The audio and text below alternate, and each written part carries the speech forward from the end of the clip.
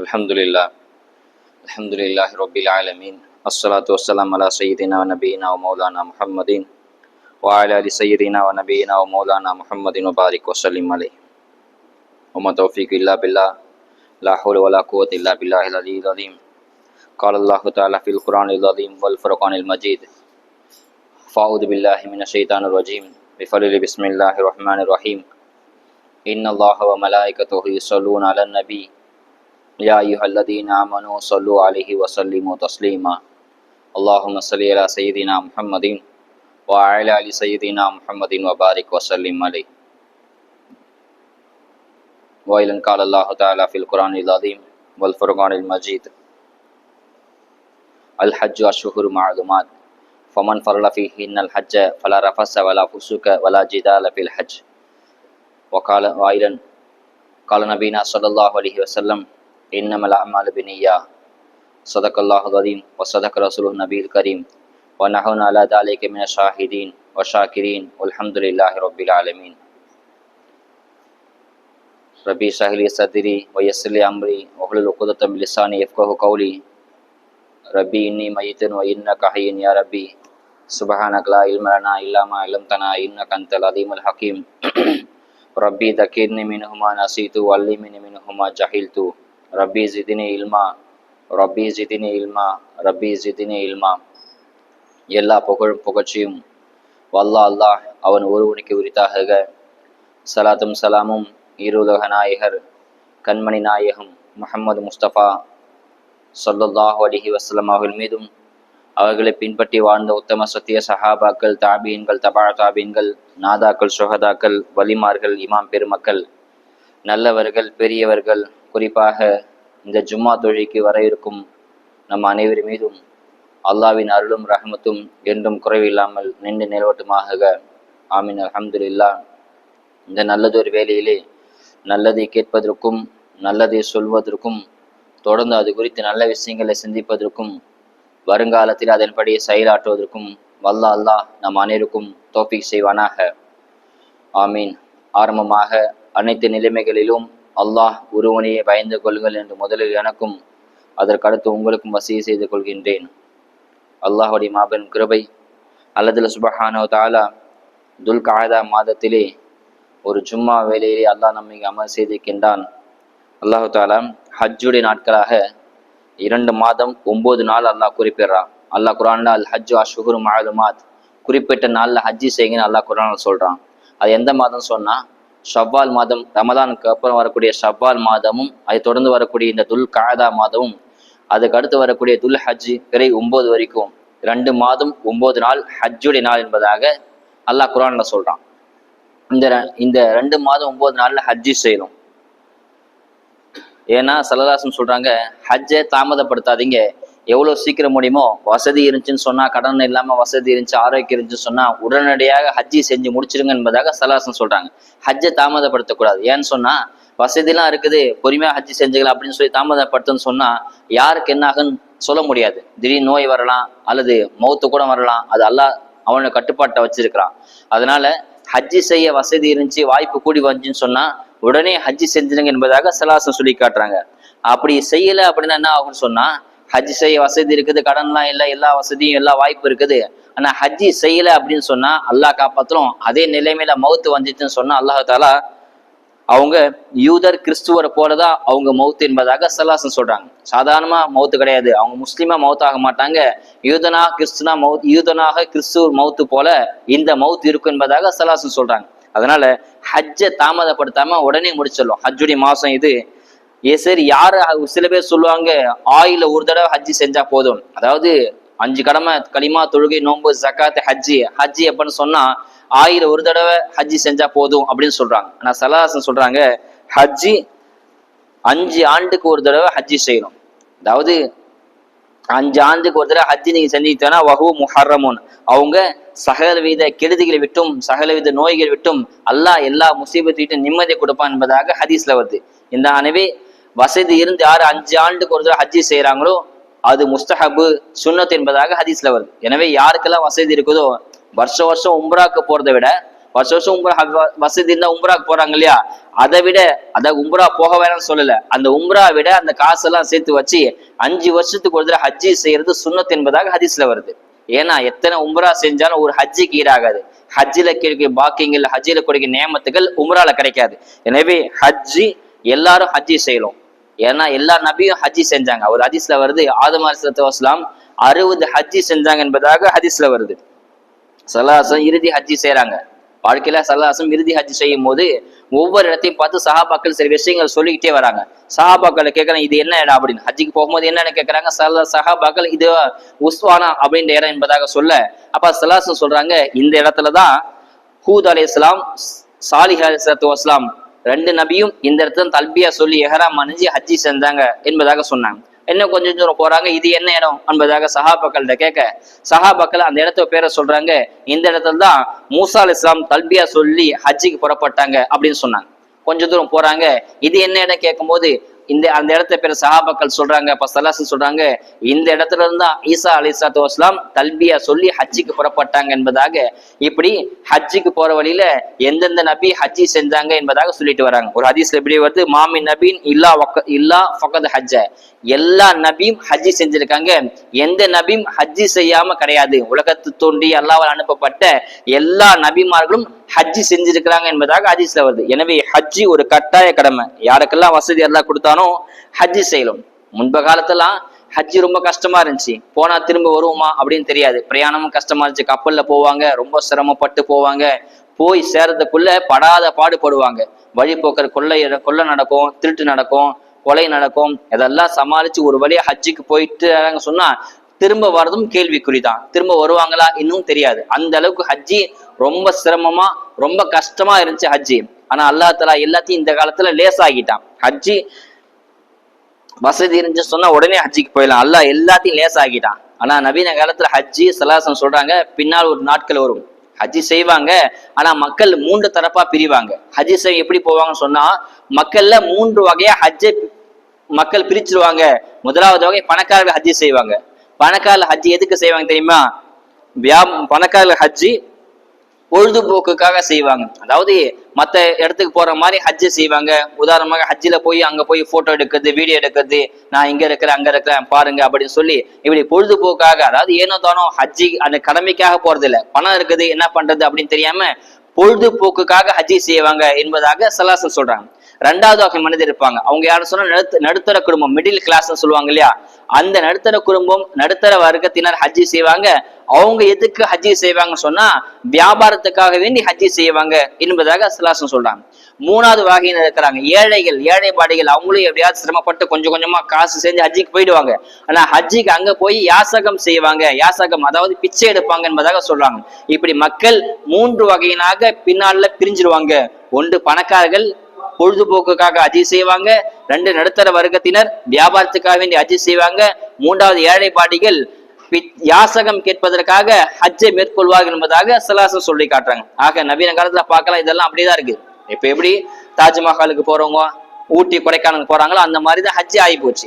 ஹஜ்ஜின்னு சொன்னா ஒரு பொழுதுபோக்கு, சும்மா டைம் பாஸ்க்காக, பணம் இருக்குது என்ன பண்றதுன்னு தெரியல, அங்க போயும் ஏதாவது போட்டோ எடுக்கிறது, வீடியோ எடுக்கிறது, சில ஹராமான வேலைகள் அங்க போய் செய்யுது. அந்த மாதிரி ஹஜ்ஜி ஆகி போச்சு. அப்படி இல்லாம ஹஜ்ஜி முழுக்க முழுக்க அல்லாஹ்க்காக வேண்டி செய்யணும். ஹஜ்ஜி 2 வகை, ஒண்ணு கண்டு வர்றது, இன்னொன்னு கொண்டு வருது அப்படின்னு சொல்லுவாங்க. கண்டு வருதுன்னு சொன்னா ஹஜ்ஜுக்கு போனோம், அங்குள்ள கிரிகைகள் அமல்கள் எல்லாம் செஞ்சு திரும்பி வருது, இது கண்டு வருது. இன்னொன்னு கொண்டு வருது அப்படின்னு சொல்லுவாங்க. என்னன்னு சொன்னா ஹஜ்ஜில போய் நீங்க எப்படி இருந்தீங்களோ ஹஜ்ஜை விட திரும்பி வரும்போதும் அதே மாதிரி இருக்கும். அல்லாஹ் நம்மளை பாக்குறான், அல்லாஹ் நம்ம செயலை கண்காணிக்கிறான், அல்லாஹ் நம்ம கூட இருக்கிறான் அப்படின்ற தன்னுடைய செயலை அழகுபடுத்துறது. ஒவ்வொரு செயலும் செய்யும் போது அல்லாஹ் பாக்குறான், அல்லாஹ் நம்ம கூட இருக்கான்னு சொல்லி தவறு செய்யாமல் தவறு மீண்டு வராங்க பாத்தீங்களா, அதுதான் ஹஜ்ஜை கொண்டு வருது. அதாவது அல்லாஹ் நம்ம கூட இருக்கான உணர்வோடு இருக்கிறதுக்கு பேர் தான் ஹஜ்ஜு கொண்டு வருது என்பதாக சொல்லி காட்டுறாங்க. அதாவது ஹஜ்ஜி ஒப்புக்கொள்ளப்பட்ட ஹஜ்ஜா அது எப்படி கண்டுபிடிக்கும் சொன்னா, அவர் ஹஜ்ஜுக்கு போயிட்டு வந்ததுக்கு அப்புறம் அவர் நடவடிக்கை மாறி போச்சுன்னு சொன்னா அவர் ஹஜ்ஜி ஒப்புக்கொள்ளப்பட்டது. உதாரணமாக ஹஜ்ஜுக்கு போறது முன்னாடி சில பாவங்கள், சில பொய் சொல்லுவாங்க, புறம் பேசுவாங்க, சில வியாபாரத்தை மோசடி செய்வாங்க. ஹஜ்ஜுக்கு போயிட்டு வந்து அவர் செயல் மாறி போச்சுன்னு சொன்னா அவர் ஹஜ்ஜு மக்பூல், நம்மளே புரிஞ்சுக்கலாம். ஹஜ்ஜுக்கு போயும் அவருடைய செயல்பாடுகள் அப்படியேதான் இருக்குது, கொஞ்சம் கூட மாறல. ஹஜ்ஜுக்கு போறதுக்கு முன்பாக எப்படி இருந்தாங்களோ போயிட்டு வந்த பிறகு அப்படியேதான் செயல்பாடுகள், வியாபாரங்கள், கொடுக்கல் வாங்கல் இதெல்லாம் அப்படியேதான் இருக்குதுன்னு சொன்னா அவர் ஹஜ் ஏற்றுக்கொள்ளப்படவில்லை என்பதாக நம்ம புரிஞ்சுக்கலாம். ஹஜ் மக்பூலா அதுதான் அர்த்தம். போன பிறகு ஒரு மாற்றம் வரணும், மாற்றமே வரல அப்படியேதான் இருக்கான்னு சொன்னா அது ஹஜ் கேள்விக்குறிதான் என்பதாக ஸல்லல்லாஹு அலைஹி வஸல்லம் சொல்லி காட்டாங்க. ஹஜ் அல்லாஹ் எல்லாருமே ஹஜ் செய்ய ஒரு வாய்ப்பு கொடுக்கிறோம். அல்லாஹ் ஏன் அவ்வளவு அந்தஸ்து அந்த காபாக்கு அல்லாஹ் கொடுத்திருக்கான்னு சொன்னா அது அல்லாஹ்வோட ஏற்பாடு. அல்லாஹ் சொல்றான், ரப்புக்க யஹ்லுகு மா யஷா, அல்லாஹ் அவன் நாடுற விஷயத்தை அல்லாஹ் படைக்கிறான். அவன் எதை நாடுறானோ அதை படைக்கிறான். அவன் எதை நாடுறானோ அதை தேர்ந்தெடுக்கிறான். எதுக்கு சிறப்பா இருக்கும்? உதாரணமாக நாட்கள்ல ஜும்மா நாள் சிறப்பு படுத்திருக்கிறான் இல்லையா, அந்த மாதிரி அவனுடைய கட்டுப்பாட்டுல வச்சிருக்கிறான். எதை படைக்கணும், எதை சிறப்பாக்கணும் என்பதாக அல்லாஹ் தன்னுடைய கட்டுப்பாட்டை அல்லாஹ் வச்சிருக்கான் என்பதாக அல்லாஹ் குர்ஆன்ல சொல்லி கேட்டான். ஒரு ரப்புக்கல் யஹ்லுகு மா யஷா, அவன் நாடு இதை படைக்கிறான். அவன் நாடு இதை தேர்ந்தெடுக்கிறான். உன்னை விட சிறப்பு அல்லாஹ் அவன் தேர்ந்தெடுக்கிறான், அவன் கொடுக்கிறான் என்பதாக அல்லாஹ் தன்னுடைய குர்ஆன்ல அல்லாஹ் சொல்லி காட்டுறான். ஆக இன்னொரு ஹதீஸ்ல வருது, சஹீஹான ஹதீஸ்ல வருது, இப்னு அப்பாஸ் ரலியல்லாஹு அன்ஹு சொல்லி காட்டுறாங்க. இப்னு அப்பாஸ் அறிவிக்கிறாங்க, ஒரு ஹதீஸ் சஹீஹான ஹதீஸ்ல வருது, உலகம் இருக்குது இல்லையா, அந்த உலகம் எங்க இருந்து ஆரம்பிக்கப்பட்ட தெரியுமா? ஒவ்வொரு பொருளுக்கும் ஒரு மூலக்கரு இருக்கும் இல்லையா. ஒரு சேர் தயாரிக்கிறோம், ஒரு பேனா தயாரிக்கிறோம், அல்லது ஒரு ஜிப்பா தைக்கிறோம், இது எல்லாத்துக்கும் ஒரு மூலப்பொருள், ஒரு டாட் இருக்கும் இல்லையா, அதுல இருந்தா உருவாகுச்சு அப்படின்னு சொல்லுவோம் இல்லையா. அந்த மாதிரி இந்த உலகம் எதிலிருந்து உருவாச்சு தெரியுமா? இந்த மக்காவில இருந்தா உருவாக்குச்சு என்பதாக இப்னு அப்பாஸ் சொல்லி காட்டுறாங்க. உலகம் ஆரம்பிக்க ஸ்டார்டிங் பிகினிங் ஸ்டேஜ் எதுன்னு சொன்னா மக்கா தான். மக்கா இருந்தா முழு உலகமும் அல்லாஹ் உருட்டுனான் என்பதாக, உருட்டப்பட்டது, படைக்கப்பட்டது, மக்கா தொடங்கப்பட்டது என்பதாக இப்னு அப்பாஸ் ரலியல்லாஹு அன்ஹு சொல்லி காட்டாங்க. சஹீஹான ஹதீஸ். ஆக மக்கா இருந்தா முழு உலகமே அல்லாஹ் தஆலா படைக்கிறான். மக்காவுக்கு அல்லாஹ் 3 பேரை குர்ஆன்ல சொல்றான். வெவ்வேறு ஆயத்துல மக்காவுக்கு என்ன பேரு சொல்றான்னு சொன்னா 3 விதமான ஆயத்து. ஒரு ஆயத்து அல்லாஹ் பக்கா அப்படின்னு சொல்லி காட்டுறான். பக்கா அப்படின்னு சொன்னா மக்கா தான். இன்னொரு ஆயத்து அல்லாஹ் மக்கா அப்படின்னு சொல்லி காட்டுறான். மக்கா நம்ம சொல்றோம் இல்லையா மக்கா, அந்த மாதிரி அல்லாஹ் மக்கான்னு சொல்றான், இன்னொருத்த பக்கான்னு சொல்றான். இன்னொரு ஆயத்து அல்லாஹ் தஆலா உம்முல் குரா, அதாவது தாய் பூமி என்பதை அல்லாஹ் குர்ஆன்ல சொல்றான். 3 விதமான வார்த்தையை இந்த மக்கா நகருக்கு அல்லாஹ் தஆலா பயன்படுத்துறான். மக்காக்கு அசல்ல மதீனா, மக்காவுக்கு அந்த காபத்துல்லா ஊரு அப்படின்னு இல்லாம அதை தூரம் வச்சுட்டு டிக்ஷனரியில போய் அகராதியில போய் பார்த்தோம்னு சொன்னா மக்காவுக்கு என்ன அர்த்தம் பார்த்தோம்னு சொன்னா மரத்துடைய அடி வேர் என்பதாக ஒரு அர்த்தம் கொடுக்குறாங்க. இன்னொன்னு எலும்புக்குள்ள இருக்கும் இல்லையா, ஒரு மாமிசத்துக்குள்ள எலும்புக்குள்ள மஜ்ஜை இருக்கும் இல்லையா கருப்பா, அதுக்கு பெயர் மக்கா என்பதாக உலமாக்களை பதிவு செய்யறாங்க. இன்னும் அந்த மக்காவுக்கு மூலக்கரு தாய் பூமி என்பதாக அகராதியில பதிவு செஞ்சு வச்சிருக்க. மக்கான்னு சொன்னா அதுக்கெல்லாம் மூலக்கரு, எலும்பு மஜ்ஜை, ஒரு மரத்தோட அடி வேர் என்பதாக மக்காவுக்கு அரபியில அர்த்தம் தராங்க. ஆக இப்படி மக்காவுக்கு அல்லாஹ் நிறைய பேரை சொல்றான். பக்கா, மக்கா, உம்முல் குரா என்பதாக சொல்லி காட்டா. அதாவது அசல் பூமி, தாய் பூமி எதுன்னு சொன்னா, உலகத்துக்கு தாய் யாருன்னு சொன்னா அந்த தாய் பூமி யாருன்னு சொன்னா மக்கா என்பதாக சொல்லி காட்டுறாங்க. மக்கா இருந்தா முழு உலகமே விரைஞ்சிச்சு. அதனால அந்த மக்காவுக்கு தாய் பூமி உம்முல் குரா என்பதாக சொல்லி காட்டுறாங்க. அல்லாஹ் தஆலா குர்ஆன்ல சத்தியம் செய்யறான். எப்பயுமே அல்லாஹ் சாதாரண பொருள் மேல சத்தியம் செய்ய மாட்டான். வஷம்சு, சூரியன் மீது சத்தியமாக, வல் கமர், சந்திரன் மீது சத்தியமாக அப்படின்னு சத்தியம் செய்யும் போது மிகப்பெரிய பிரம்மாண்டமான இந்த மக்கா, இந்த 2 இடத்துல அல்லாஹ் தஆலா குர்ஆன்ல வெவ்வேறு விதமான ஆயத்துல இந்த மக்கா மீது சத்தியம் செய்யறான். அல்லாஹ் 2 இடத்துல. ஒன்னு லா உக்ஸிமு பிஹாதல் பலத் வ அன்த ஹில்லும் பிஹாதல் பலத் அப்படின்ற சூறால அல்லாஹ் தஆலா லா உக்ஸிமு பிஹாதல் பலத், இந்த பலத் இந்த மக்கா நகர் மீது சத்தியமாக அப்படின்னு சத்தியம் செய்யறான். அல்லாஹ் வெவ்வேறு பிரம்மாண்டமான போர் மீது சத்தியம் செய்கிற அல்லாஹ் இந்த மக்காவில 2 இடத்துல சத்தியம் செய்யறான். ஒன்னாவது இந்த இடத்துல லா உக்ஸிமு பிஹாதல் பலத் அப்படின்ற ஒரு சூறால அல்லாஹ் லா உக்ஸிமு பிஹாதல் பலத், இந்த மக்கா என்ற நகரத்தின் மீது சத்தியமாக அப்படின்னு சத்தியம் செய்யறான். 2வது ஆயத்துல நமக்கு எல்லாம் தெரிஞ்ச சூரா வத்தீனி வஸைத்துன் வதூரி சீனீன வஹாதல் பலதில் அமீன், இந்த பாதுகாக்கப்பட்ட பூமி மீது சத்தியமாக அப்படின்னு மக்கா மீது அல்லாஹ் சத்தியம் செய்யறான். அல்லாஹ் இப்படி 2 இடத்துல வெவ்வேறு இடத்துல அல்லாஹ் மக்கா மீது சத்தியம் செய்யறான். அல்லாஹ் ஜல்ல சுப்ஹானஹு வ தஆலா அல்லாஹ் தஆலா சொல்றான், இந்த மக்கா ஏன் சிறப்புன்னு சொன்னா ஸல்லல்லாஹு மக்காவுக்கு வந்ததுக்கு அப்புறம் சிறப்பா, பிறந்ததுக்கு அப்புறம் சிறப்பான்னு சொன்னா கிடையாது. இல்ல காபா கட்டினதுக்கு அப்புறம் சிறப்பான்னு சொன்னா கிடையாது. அல்லாஹ் தஆலா சொல்றான், அல்லாஹ் ஸல்லல்லாஹு சொல்லி காட்டுறாங்க, இன்னல்லாஹ ஹர்ரம மக்கத முந்து ஹலக ஸமாவாதி வல், வானம் பூமி படைத்ததில் இருந்தே இந்த மக்கா நகர் அல்லாஹ் சிறப்பா வச்சிருக்கிறான். ஸல்லல்லாஹு வந்ததுக்கு அப்புறம் வருகைக்கு அப்புறம் சிறப்பானது கிடையாது. காபா கட்டினதுக்கு அப்புறம் சிறப்பு இந்த மக்காவுக்கு கிடையாது. அல்லாஹ் தஆலா உலகத்தை எப்ப படைச்சானோ, வானம் பூமி எப்ப படைச்சானோ அதுல இருந்து அல்லாஹ் இந்த மக்காவுக்கு சிறப்பா கொடுத்தான் என்பதாக அல்லாஹ் ஸல்லல்லாஹு சொல்லி காட்டுறாங்க. மக்கா எப்படி இருந்துச்சு சொன்னா, ஃபர்ஸ்ட் மக்கா பத்தி நம்ம பார்ப்போம் வாங்க. மக்கா முதல்ல ஒரு பாலைவன தீவா இருந்துச்சு. ஆள் நடமாட்டம் இல்லாமல், புற்பூண்டுகள் இல்லாமல், தாவரங்கள் எதுவும் விளையாம, மரம் செடி கொடி பறவைகள் எதுவுமே இல்லாம, சுருக்கமா சொன்னா மனிதர்கள் வாழ தகுதியற்ற பூமியா தான் இந்த மக்கா இருந்துச்சு. முதல்ல ஆரம்பித்த ஃபர்ஸ்ட் ஸ்டேஜ் அப்படிதான் இருந்துச்சு. எந்த உயிரினமும் வாழ தகுதியற்ற பூமியா இந்த மக்கா இருந்துச்சு. அல்லாஹ் தாலா இப்ராஹிம் அலைஹிஸ்ஸலாம் சொல்றான், உங்க மனைவியும் உங்க மனைவியான ஹாஜிராவையும் உங்க மகன் இஸ்மாயிலையும் இந்த மக்கா நகரை விட்டுட்டு நீங்க போங்க என்பதாக அல்லாஹ் கட்டளை இப்ராஹிமுக்கு. இப்ராஹிம் அலைஹிஸ்ஸலாத்து வஸ்ஸலாம் அல்லாஹ்வோட கட்டளை அப்படியே அடி பணிஞ்சு மகனையும் மனைவியும் அந்த மக்கா நகரை விட்டுட்டு போறாங்க. போகும்போது ஹாஜிரா கேட்கறாங்க, கணவரே இப்படி யாருமே ஆள் நடமாட்டம் இல்ல நகர்ல என்னை விட்டுட்டு போறீங்களே அப்படின்னு சொல்லும் போது இப்ராஹிம் அலைஹிஸ்ஸலாம் பதில் சொல்லல, அப்படியே போறாங்க. திரும்ப 2வது தடவை கேட்கறாங்க, அப்பயும் பதில் சொல்ல. 3வது தடவை ஹாஜிரா அலைஹிஸ்ஸலாம் கேட்கறாங்க, இப்ராஹிமே தன் கணவர்கிட்ட கேட்கறாங்க, இப்படி என்னை விட்டுட்டு போறீங்களே இது அல்லாஹ்வோட ஏற்பாடா அப்படின்னு கேட்கறாங்க. அல்லாஹு அமரக பிஹாதா, அல்லாஹ் இப்படி எங்களை விட சொல்லி உங்களை அல்லாஹ் ஏவினான்னு கேட்கும் போது இப்ராஹிம் அலைஹிஸ்ஸலாம் ஆமா அப்படின்னு பதில் சொல்றாங்க.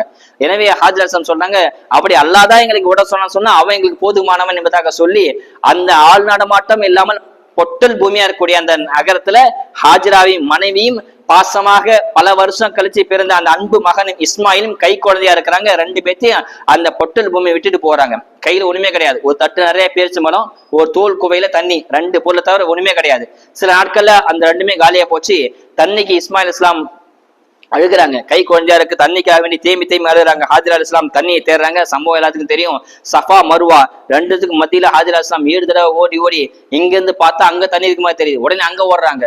அங்க இருந்து பார்த்தா எங்க இருந்து புறப்பட்டமோ அங்க தண்ணி இருக்க மாதிரி தெரியுது. திரும்ப இதே மாதிரியா 7 தடவை போயிட்டு வராங்க தண்ணி இருக்க சொல்லி. கடைசியா தண்ணி அல்லாஹ் தஆலா அல்லாஹ்வோட ஏற்பாடு இஸ்மாயில் அலைஹிஸ்ஸலாத்து வஸ்ஸலாம் கால் அடின்னு ஊற்று பிறக்குது. இஸ்மாயில் அலைஹிஸ்ஸலாம் கால்ல தேய்ச்சி கை கொண்டு தேய்ச்சி அழுகுறாங்க. அந்த கால் அடியிலிருந்து அல்லாஹ் தஆலா ஊற்ற பிறக்கிறான். ஜம்ஜம் ஊற்று பிறக்குது, தண்ணி பிறக்குது. அந்த தண்ணி பூமியிலிருந்து பொங்கி அப்படியே வழிஞ்சு ஓடும் போது ஹாஜிரா அலைஹிஸ்ஸலாத்து வஸ்ஸலாம் ஒரு அணை மாதிரி கட்டுறாங்க. மணல் மொட்டில் தண்ணி வழியும் போது தண்ணி வெளியில போகக்கூடாதுன்னு சொல்லி ஒரு அணை கட்டுவாங்க இல்லையா, குழந்தைங்க விளையாடுற கட்ட மாதிரி மணல்ல கட்டுற மாதிரி இப்படி கண மாதிரி சுத்தி கட்டி ஜம் அப்படின்னு சொல்றாங்க. அதுக்கு என்ன அர்த்தம் சொன்னா நில்லு அப்படின்னு சொல்லி கட்டுறாங்க. அதுக்கு பேர் ஜம் சொன்னா நில்லு, போதும், நிறுத்துன்னு சொல்லி கட்டுறாங்க. அந்த அதுக்கு பேரே ஜம் தண்ணியா வரலாற்றுல பதிவு செஞ்சுட்டாங்க. இப்படி தண்ணீர் அந்த இடத்துல தண்ணீர் அல்லாஹ் கொடுத்துட்டான். வயிறு நிறைய ஹாஜிராவும் குடிக்கிறாங்க, இஸ்மாயிலும் குடிக்கிறாங்க. இப்படியே வாழ்க்கை கழியுது. கொஞ்ச நாள் போனா ஜுருகும் அப்படின்ற ஒரு கூட்டம் அந்த வழியா மக்கா வழியா அந்த பாலைவனத்தை வழியா வருது. வியாபாரத்துக்காண்டி வரும்போது பாக்குறாங்க, மேல மக்கா நகரின் மேல பறவைகள் வட்டமிட்டு இருக்குது. ஜுருகும் கூட்டத்துல பாக்குறாங்க, பொதுவாக பறவைகள் நீர் நிலை எங்க இருக்குதோ அங்கதான் இருக்கும், நீர் இல்லாத இடத்துல பறவை இருக்காது. ஏன்னா அதுக்கு ஆகாரம் எங்க இருக்குதோ அங்கதான் இருக்கும் இல்லையா.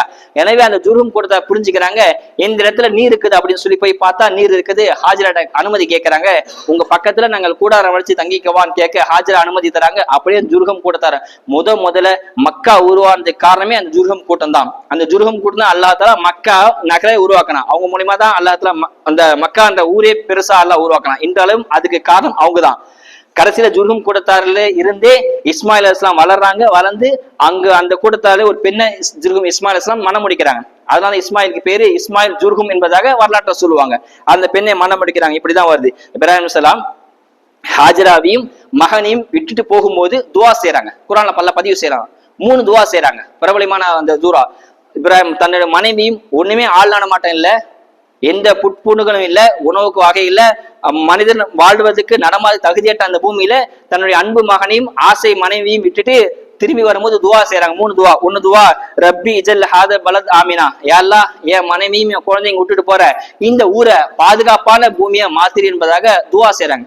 அல்லாஹ் இந்த துவா அப்படி கபூலாக்கிட்டான். 3 துவா செஞ்சாங்க. அது முதல் துவா, யா அல்லாஹ் இந்த ஊரை பாதுகாப்பான பூமியை மாத்திரி என்பதை துவா செய்ய அல்லாஹ் அந்த துவாவை இன்றாலும் கபூலாக்கி இருக்கான்.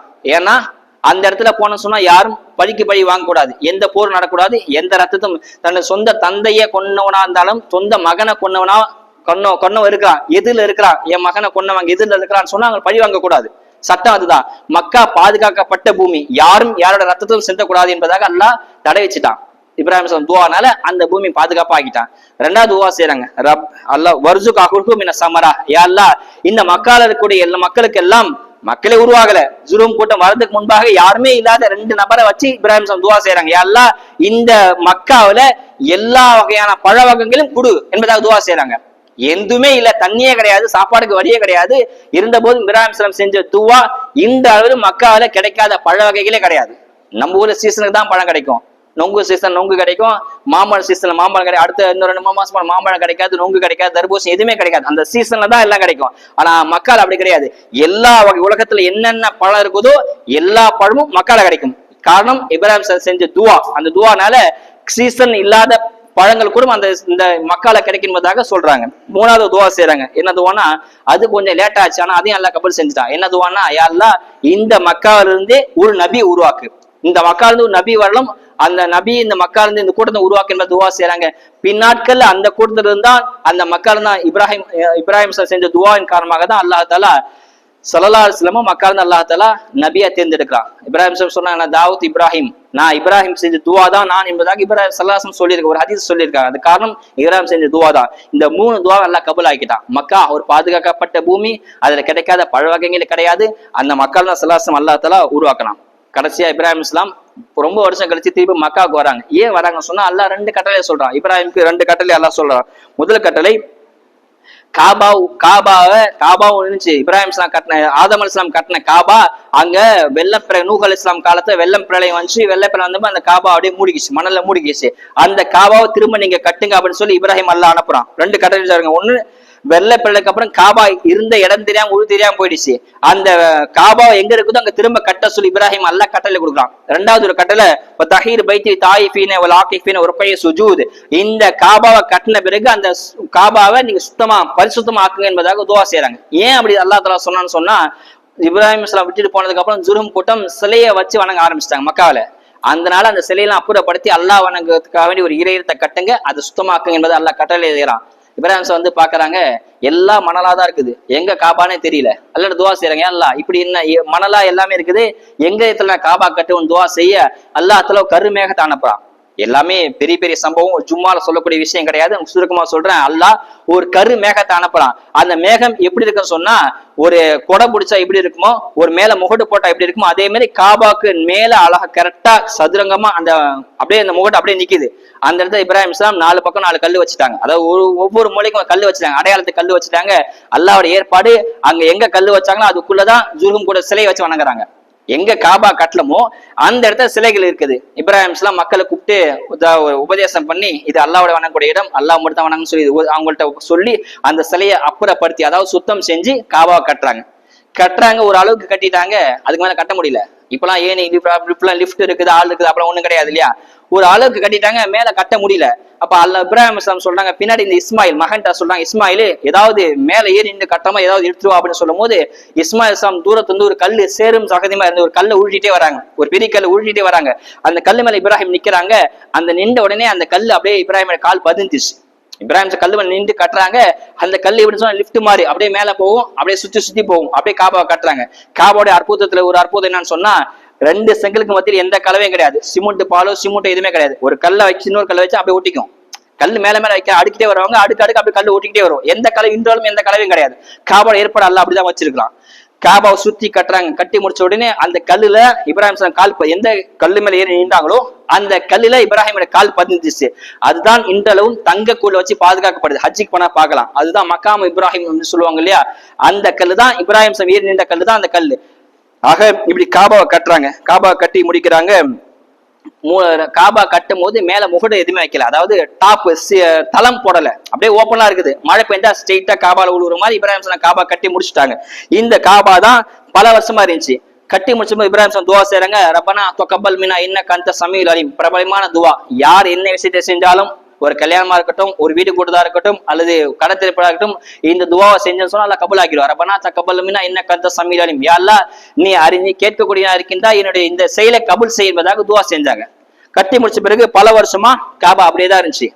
காபாவை பல பேர் புதுப்பிச்சாங்க. அது பிரபலமா 4 வரலாற்றை சொல்லுவாங்க. முதல் வரலாறு இப்ராஹிம் இஸ்லாம் கட்டது முதல்.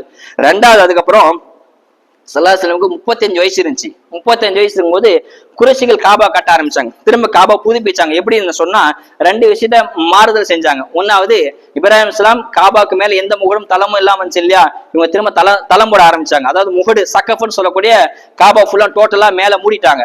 மூடின உடனே இன்னொரு விஷயத்தை செஞ்சாங்க. எங்க மூடுறாங்களோ தண்ணி தேங்கி நிற்கும் இல்லையா, அது தண்ணி வடிகிற மாதிரி, மழை தண்ணி வடிகிற மாதிரி ஒரு பைப் மாதிரி புனல் மாதிரி செஞ்சாங்க. அதாவது மழை தண்ணி வடிகிற மாதிரி, தண்ணி மேல பட்டு வடிகிற மாதிரி ஒரு விஷயத்தை செஞ்சாங்க. இது முதல் விஷயம். 2வது விஷயம் செஞ்சாங்க குறைஷிகள். 2வது விஷயம், முதல் தளம் போட்டு மூடினாங்க மேல. 2வது ஒரு அரை வட்டத்தை வெளியில விட்டுட்டாங்க. காபா செவ்வகம் வடித்து இப்ராஹிம் கட்டினாங்க. இவங்க சதுரமா மாத்திட்டாங்க. ஒரு அரை வடிவத்தை அரை வட்டத்தை வெளியில விட்டு சுத்தி கட்டிட்டாங்க. இப்படி செஞ்சாங்க. இது கொஞ்ச நேரம் போச்சு. அதுக்கப்புறம் ஸல்லல்லாஹு வஃபாத்துக்கு பிறகு அப்துல்லா பின் ஜுபைர் ரலியல்லாஹு அன்ஹு அவங்க ஆட்சிக்கு வராங்க. மக்கால கவர்னரா வராங்க. முதல் வரலாறு இப்ராஹிம் கட்டந்து, ரெண்டாவது இந்த குறைச்சி கூட்டத்தை கட்டந்து, 2 மாறுதல் செஞ்சு கட்டாங்க. மூணாவது அப்துல்லா பின் ஜுபைர் ஆட்சிக்கு வராங்க. அவங்க யாருன்னு சொன்னா ஐஷா ரலியல்லாஹு அக்கா மகன் அப்துல்லா பின் ஜுபைர். ஐஷாவுக்கும் ஜுபைருடைய தாய்க்கும் 10 வயசு டிஃபரெண்ட். ஐஷாட்ட வந்து கேக்குறாங்க, ஸல்லல்லாஹு ஹயாத்தா இருக்கும்போது ஏதாவது ஆசை இருந்துச்சா, அந்த ஆசை நிறைவேறா போச்சா சொல்லுங்க, நான் நிறைவேற்றி வைக்கிறேன், நான் இப்ப கவர்னர் இருக்கிறேன் அப்படின்னு கேட்கும்போது யாரும் ஜுபைருடைய காலாதான் ஐஷா புரிஞ்சுக்கணும். காலாட்ட வந்து கேக்குறாங்க, காலாவே ஸல்லல்லாஹு ஏதாவது நிறைவேறாத ஆசை இருந்துச்சா சொல்லுங்க அப்படி கேட்கும்போது ஐஷா சொல்றாங்க, ஆமா ஸல்லல்லாஹு ஒரு ஆசை இருந்துச்சு, காபாவை இப்ராஹிம் இஸ்லாம் கட்டின மாதிரி கட்டின ஒரு ஆசை இருந்துச்சு. ஆனா இவங்க அரை வட்டத்தை விட்டு குறைச்சு கட்டிட்டாங்க. நான் ஒருவேளை கை வச்சா முஸ்லிம்கள் மதம் மாற கூடிடும், புதிதாக வந்து முஸ்லிம்கள் மதம் மாறிடுவாங்க, எனவே நான் கட்டாம விட்டுட்டேன். அரை வட்டத்தை விட்டுட்டு கட்டினாங்க இல்லையா, அதை சேர்த்து கட்டல எனக்கு ஒரு ஆசை. இன்னொரு ஆசை நான் சொன்னா காபாக்கு உள்ள போறது ஒரு கதவு, வெளியே வர்றதுக்கு இன்னொரு கதவு வைக்கலாம் ஆசை அப்படின்னு சொல்ல அப்துல்லா ஜுபைர் மறுநாள் ஏற்பாடு செய்யறாங்க. மறுநாள் அதே மாதிரி அந்த அரை வட்டத்தை உள்ள சேர்த்து ரவுண்டா சதுகமா கட்டிட்டாங்க. உள்ள போறது ஒரு கதவு, வெளியே போறது கதவு, இப்படி கட்டி முடிச்சிட்டாங்க. இது 3வது வரலாறு, பிரபலமான வரலாறு. நிறைய வரலாறுக்கு 4 மட்டும் சொல்றேன். 3வது. 4வதா அப்துல்லா ஜுபைருக்கு அப்புறம் ஹஜ்ஜாஜ் அப்படின்னு ஒரு ஆட்சிக்கு வராரு. அவர் செய்யறாரு, பொதுவாகவே அரசியலுக்கு அப்பப்ப வரவங்க முன்னாடி செஞ்ச ஆட்சியை ஏதாவது குறை சொல்லுவாங்க, ஏதாவது மாற்றம் செய்வாங்க இல்லையா. இவங்க அப்துல்லா ஜுபைர் கட்டந்த ஸல்லல்லாஹு காலத்துல இப்படி இல்லையே, ஸல்லல்லாஹு காலத்து எப்படி இருந்துச்சு அப்படி கட்ட சொல்லி பழையபடி கட்டிட்டாங்க. பழையபடியா அரை வட்டத்தை வெளியில விட்டுட்டு அப்படியே ரவுண்டா செவ்வகம் மாதிரி திருப்பி கட்டிட்டாங்க. இப்ப இருக்கிறதுல அதே மாதிரி அது யார் கட்டணும், அப்துல்லா ஹஜ்ஜாஜ் தான் கட்டது. இப்ப இருக்கிற வடிவத்துல அப்படியே அப்துல்லா ஜுபைர் ஸல்லல்லாஹு ஆசைக்கு இணங்க கட்டறத மாத்தி கட்டிட்டாங்க. கட்டின பிறகு பல வருஷம் இப்படியே இருந்துச்சு. அப்புறம் அப்பாசியாக்கள் ஆட்சிக்கு வராங்க. ஆட்சிக்கு வந்த பிறகு ஸல்லல்லாஹு ஆசை இது கிடையாது, ஸல்லல்லாஹு ஆசைப்பட்டு அப்படிதான் சொல்லி அவங்க கை வைக்கிறதுக்காக வேண்டி அந்த காலத்துல இந்த பிரபலமான இமாம் மாலிக் ரஹ்மத்துல்லாஹி மதீனாவோட இமாம் அவங்ககிட்ட போய் கேட்கறாங்க, இந்த மாதிரி ஸல்லல்லாஹு ஆசைப்பட்டது ஹஜ்ஜாஜ் மாத்திட்டாரு, நாங்க பழையபடி கட்டவான்னு கேட்க, அப்போ மாலிக் இமாம் சொல்றாங்க, எதிர்பார் கைப்பிள்ள மாதிரி மக்கா மாறதுக்கு நான் ஆசைப்படல, இது எப்படி இருக்குதோ அப்படியே விட்டுடுங்க, கடைசி வரைக்கும் யாரும் காபால கை வைக்க கூடாதுன்னு சொல்ல, இந்த அளவும் அந்த காபா ஹஜ்ஜாஜ் கட்டின மாதிரி தான் இருக்குது. அரை வட்டம் வெளியில விட்டு ரவுண்டா கட்டியிருப்பாங்க, அரை வட்டம் வெளியில விட்டு சதுரங்க வட்டத்துல கட்டியிருப்பாங்க காபா.